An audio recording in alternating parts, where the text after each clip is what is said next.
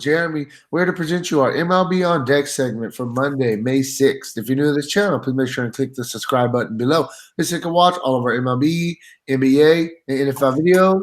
If you haven't came and checked out our website here at dfscheatsheet.com, you're absolutely missing out. We have all the tools to help you compete with the pros day in and day out, including a complete optimizer, tons of content, daily FanDuel, and DraftKings cash lineups. Hey, we're truly a one-stop shop for all your DFS needs. So make sure to come check out the site here at dfscheatsheet.com. So, and what up, Jeremy? How you doing out there, bro?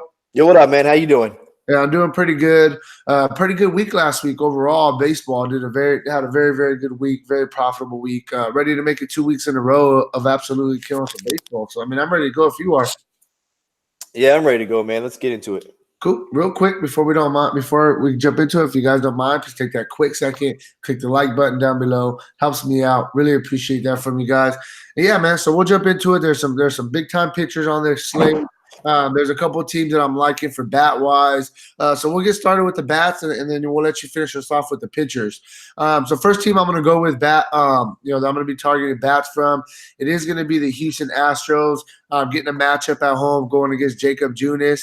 Jacob Junis gives up a 332 WOBA to left-handers, 328 WOBA to right-handers. And then, Houston has been swinging pretty good bats this year. They have a 337 team WOBA. I think this is a spot that they're definitely going to put up a bunch of runs. Whenever you talk about Houston, you always got to look at their core guys. They got their main core guys. You got to look at the Correas. You got to look at the Bregmans, Springers, Altuve. Those are going to be their best players. That you always want to target day in and day out. Outside of them, a couple more guys that you can look at. You can look at a cheap guy like a guy like Tyler White. If he's in the lineup, he has some power upside. You can look at, I'm sorry, one more guy too that I really, really like. I've completely forgot. You also got to look at Brantley. Brantley, you got to throw him in there with their four core guys. And then you can also look at Josh Reddick, 3,100. The price tag is up a little bit. If he's moved up a little bit in the lineup, I definitely think he will be in play. But on Houston, like I said, I'm going to stick with the main guys, Springer, Correa, Bregman, Altuve, and Brantley. And that's really kind of where I'm at for Houston. You got anything on Houston? You like Houston today? I think there's no teams like the other day we did a video and there was like some obvious spots, and today there's some good spots, but I don't know if there's like no crazy jump over to kind of. Let me tell you something. Go ahead. Let me tell you something about Houston. Last year, Houston, and I'll update this when I do my deep dive podcast today. But I have to go back and don't put me 100% on this, but I'm 90% positive that Houston averaged 2 more runs on the road last year than they did at home. Okay, got you. So they're a little bit more of a better run. And here's the crazy thing. I may have that inverted, like that. Maybe they average more runs at home than they did on the road. Right. But my point to you is that Houston just played in Monterrey, Mexico. Like they didn't play in Anaheim or in Houston. They played it in Monterrey, Mexico with hitting conditions better than Coors Field. Right. So they put up a ton of runs, a ton of offense. I was so overexposed to them and had them in like 60% of my lineups on Saturday night. And then yesterday probably had them in 80% of my lineups, right? So I don't know if I'm going that far back with them today against Kansas City, but I think they'll be over-owned based on their recent performance in Mexico. When you have taken into consideration that was at altitude and that was in basically a better hitting position than Coors Field. Right. But I mean, the positive about that is at least they took care of business in a environment that they're supposed to. Right. But at the same time, there was balls hit in that game or in both those games that weren't home runs anywhere. They were pop fly. They were lazy fly balls to left field and right field that went out. And the Houston guys wouldn't complain, though, get some extra home runs on the stat line. Absolutely. But at the same time, it's not like they went there and they were hitting the absolute shit out of the baseball. And it didn't matter. And they were like if you flip that around, Cincinnati and the Giants, right, at Great American Small Park, there was a ton of balls that were hit in that series, mostly by Dietrich, to be honest with you. They were out of any ballpark. Like, it doesn't matter. He hit the shit out of a couple of balls that were absolutely out of – and then there was a couple that they weren't getting out of any place besides there. And that's what the point about Houston. There was a lot of things in that series that your boy Josh Reddick, though, He hit the absolute crap out of the baseball, and he was hitting line drives. He didn't. You could tell yesterday that there was guys simply trying to lift the baseball because of the out. Give themselves a chance. Yeah. So just finishing it off with Houston, it's a small sample size and 45 at bats against Jacob Junis. They're batting 390 as a team. So they got some hits off Junis. Just throw that out there for it is what it is. Moving on. Next team I'm going to go with the Boston Red Sox. Going into Baltimore. We keep talking about Baltimore Stadium all year long. Now they get a matchup today with John Means, a lefty who gives up a 462 WOBA to left-handers, 416 WOBA to right-handers. Red Sox has already faced them a couple of times already this year. Only 28 plate appearances, so I'm not even going to really say anything about it, but they did hit him very good. I will throw that out there. So I really like Boston today. So I have a question for you. So do you like Boston a little bit more, or do you like Houston a little bit more today? Houston. Okay.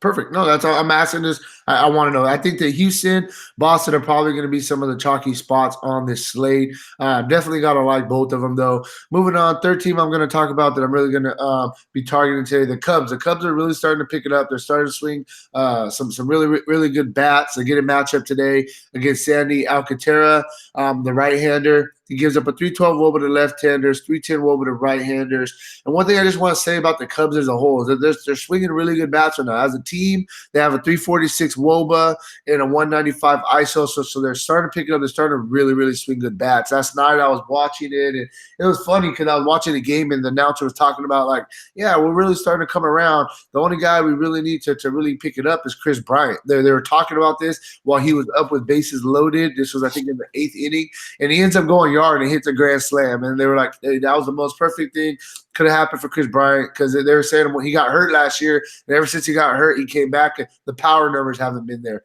But yeah, so man, I like the Cubs. I really like the Cubs here. You got to look at Bryant. You got to look at Rizzo. Baez, he's in the MVP race right now early in the season. He's swinging a great bat. The Cubs, you can look at pretty much every. Schwarber going against a righty, you got to really like them. This lineup, for the most part, almost the whole entire lineup is in play for me. It really depends on who's batting where. I mean, it's really what it is, because they rotate their core guys, second batter, third batter, fourth batter. Those guys are pretty much the same every single game. They rotate who's kind of at the leadoff spot, go back and forth. But obviously, if any of these guys, Zobrist, Hayward, get bumped up a little bit into that leadoff spot, you got to look at them. But Cubs as a whole, like them tonight at home. Coors Field, we got to pay attention to the weather as well. Right now, we have it north. It's going out to center field at 9 miles an hour. Chicago is one of the stadiums, just like you talked about with Mexico. I'm not saying the altitude, it was a little bit different with the altitude, but in Chicago, you got to hit the ball high, get the ball in the air, and it carries. And that was the whole point I was trying to get to with that. So, yeah, like the Cubs today. Moving on, next team I'm going to look at. This team, I don't know. I got a question for you after I talk. Let me mention them, and then we could go from there. St. Louis. St. Louis is the team. St. Louis has a really good roster. They started off hot. They've a little bit slumped a little bit these past couple weeks. They get a matchup today against Vincent Velasquez. He gives up a 322 WOBA to right-handers, 271 WOBA to left-handers. And St. Louis, as a team, they have a 341 WOBA, which is very, very good. So what do you think about St. Louis today against Velasquez? That might be my favorite place to stack is both Philadelphia and St. Louis. Okay, perfect. Yeah, that's all. I like. Listen. Vince Velasquez has a ton of strikeout upside. Okay, he's got a ton of strikeout upside, but there's a ton of guys in that St. Louis lineup, and I've been on St. Louis for the last week since they faced Scherzer. I actually stacked against Scherzer, and I told our members to stack against Scherzer with St. Louis, and I told them to stack against Strasburg because of the fact. Like, you can continue to stack against Washington. You can stack against them with all three of the guys that they send to the hill. And you're going to be able to do that again today because people don't realize Scherzer has a 4.54 ERA, and he's, I think, 2-3. He's given up at least 4 runs in each of his starts. So with Velasquez, you're talking about Velasquez, you can St. Louis smashes right-handed pitching. They have guys with over 200 ISOs against right-handed pitching. So you can definitely get, and then we know what Mikolas has done. Mikolas has been a gas can all year. Right. Yeah. No, I get you. So, yeah, both sides of this game in play. If I had to choose, though, I would go with the St. Louis today. I think St. Louis is a really, really good play on this slate. You mentioned Velasquez definitely has strikeout upside, but he's one of those guys. He kind of reminds me of Robbie Ray. Robbie Ray has a lot of strikeout upside as well, but they lose control and then they'll walk a bunch of guys and they get in trouble that way. Final. It's just you have to take like you have to complete the research. You know what I mean? Right. You can't just look at a pitcher and be like, man, this guy has a 4-0 record and he has a 2.4 ERA and he struck out 60 guys in 5 games. Man, I want to put this guy in. Okay, who has he faced? Like, Right. has he faced the 4 highest strikeout ratio teams in baseball? Is that who he's faced? Right? Does he?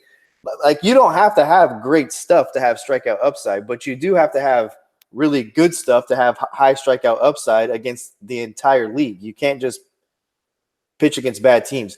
Velasquez is a good pitcher with a lot of upside, but he's not really a guy that you want to put in play. Look, he can put it together in any given start because he has the tools.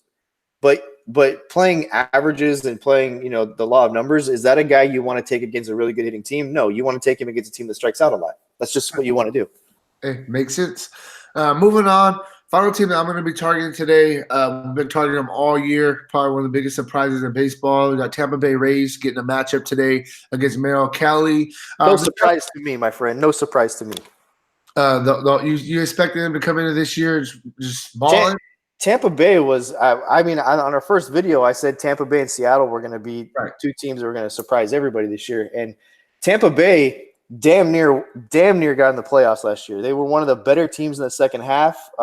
They've got a ton of talent in their system. They have one of the deepest farm systems, probably top 5-6 farm systems with prospects. They've got, Nate Lowe and Brandon Lau. They've got, I think J-Man Choi is a guy who gets a little too much credit, but he's a guy he's a popular guy to target, but he's a guy he's not their best prospect by any means and not their best player by any means. And you look at what they did by getting Tommy Pham, a guy that was really struggling when St. Louis let him go, and he's been a premier player for them hitting in that 2 spot. He's a perfect example we always talk about. Sometimes people just need to change the scenery. Sometimes people need to change the scenery. I really like this Tampa Bay team. This is a big week for Tampa Bay because I believe they have the Yankees coming in at the end of the week as well. And the guy Merrill Kelly for Arizona, they've had. I mean, don't get me wrong, he's had a couple pretty good starts this year, but he's also had a couple really let down starts as well. And I mean, they have one of the highest implied totals on the slate. It's a really quick. I know I'm not trying to get off track, but it's funny because you always make fun of me about the pronunciation. So it's Brandon Lowe and then Nate Lau. Is that how you said it? No, it's Brandon Lau and Nate Lowe. But it's spelled the same exact way. And it's spelled the same exact way. Okay. Hey, I was just checking that I heard that correctly because I always get. The only way that you would know that, is if you're like me and watch a ton of Tampa Bay baseball. That's the only way that you would know that. Okay. Hey, I was like, oh, they're spelled the same. So let me see. But I was tripping because they kind of look alike, right? And the beginning of the season, I'm like, damn, are these guys brothers or what? Like they got 2 brothers on the team, they're spelled the same way. And then the announcer's like, the guy Lowe just came up not that long ago, correct? Brandon Lowe is one of their top prospects. No, but the Nate Lowe guy. Nate Lau? Brandon Lau. You got me fucked up now. Brandon Lau is one of their top. He's been one of their top prospects. Very talented kid. And then Nate Lowe is a guy they've just put in the lineup. Right. Yeah. No. Because the other day I actually had him the other day at bare minimum price tag, but I had to like double look at first because I remember Brandon Lau. He's been there all year, but then I had to see the other guy with the same name. I was like, am I tripping right now? Mm-hmm. But anyways, yeah. So just round it off. I'll just sum it up for you and move on to pitchers. We like Houston a lot. We like Boston, the Cubs, St. Louis, and then Tampa Bay is going to be my 5th team that I'm really going to be targeting. So pitcher-wise, man, we got some studs on the slate. I mean, who are you liking today? Yeah, man, there's a lot of pitching on this slate. I mean, look, you've got I'll start with Martin Perez in his last start. Nobody wanted to roster this guy. I told everybody this is a guy you could definitely consider. It's crazy to me what his price has done. And he went out and put up 55 fantasy points against Houston. So People I've done a deep dive on this guy and broken down his increase in velocity, his increase in movement. He's throwing his fastball 2 miles per hour faster than he's ever thrown it at any point in his career. It's a guy that when we were actually building our lineups the last time he pitched against Houston, you're like, no, I get it, but I just don't want any of him in my lines. And I'm like, I get it, right? It's Martin Perez, but this guy's definitely picked up the velocity. He's picked up the movement. And he's pitching the best he's really ever pitched in his career. It really at 7.5, it's hard to believe that based on coming off the last couple outings he's had, that his price tag is under 8,000, and he gets the Toronto Blue Jays, probably my second or third favorite team to target pitching against outside of the Miami Marlins.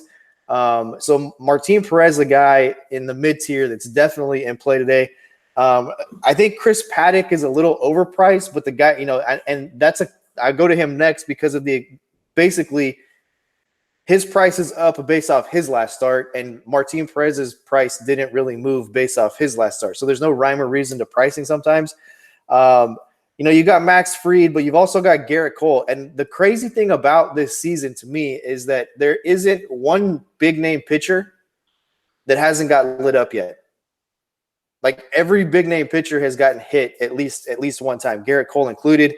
Garrett Cole probably has the best ability to erase runs. And on FanDuel, it's all about the strikeout and it's all about the earned runs. You don't want it's negative 3 points for earned run. You get 3 points for inning pitch. So if you have a guy who gives up 3 runs with no strikeout upside, you don't have the ability to stack points up.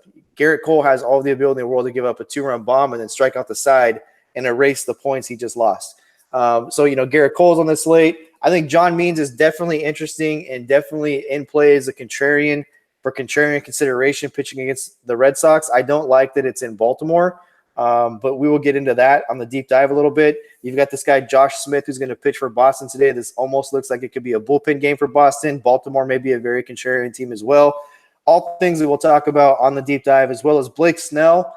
Since he's been injured, the guy has gotten lit up by Kansas City in back-to-back starts, and we'll also talk about that because there is a trend this year with pitching when there's a few guys that have faced the same team in back-to-back starts and they haven't fared well. And when they get out of that, it seems like they're able to get back on track.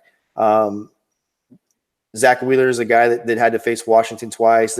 We've talked about that numerous times. So Walker Buehler, a guy I like a lot tonight. And then there's obviously the big dog in Scherzer. Can he get on track against Milwaukee in a tough situation, a tough hitting environment against a really good hitting Milwaukee team? So is Scherzer a guy that normally when it's a Scherzer slate, it's like automatic cash game lock. Just load Max Scherzer in, move on with your day. But I don't think that we're in that spot. And I actually think that today's a day where if the Scherzer makes a really good tournament play, if you can get this guy below 20% on this slate, you have a lot of opportunity for upside in your lineups. Yeah, for sure. So that's really where we're at today to kind of get us started. If you want a more in-depth analysis on today's slate, or you need some core plays, you need some value plays. Hey, we got a bunch of different articles on the site. Make sure to check it out, dfscheatsheet.com. Hey, we got our 14-day free trial up now, man. You got nothing to lose. Try out the site for 2 weeks. Make sure it's right for you before you spend $1. Hey, check it out, dfscheatsheet.com. And hey, good luck on your guys' contest tonight. All right, peace out.